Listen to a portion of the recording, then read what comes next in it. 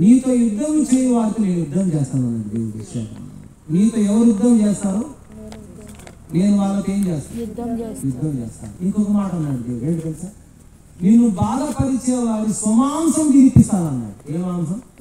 నేను ఎవరైతే బాధ పెడతారో వాళ్ళు మాంసాన్ని తినిపిస్తా వాళ్ళకి అన్నాడు. చదువుతారు ఆ మాట ఎక్కడ ఉన్నది? యెషయా గ్రంథం.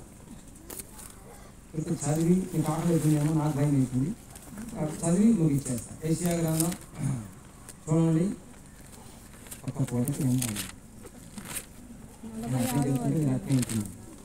యెషయా గ్రంథం ముగించేస్తాను. యెషయా గ్రంథం 46వ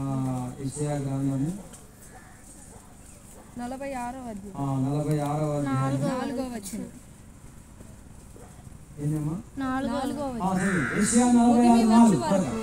ముదిమి వచ్చు వరకు నిన్ను ఎత్తుకొని వాడను నేనే.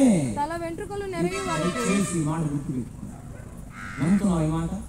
ముదిమి వచ్చు వరకు నిన్ను ఎత్తుకొని వాడను నేనే. ఇంకా తల వెంట్రుకలు నెరగి వరకు నిన్ను ఎత్తుకొని వాడను నేనే.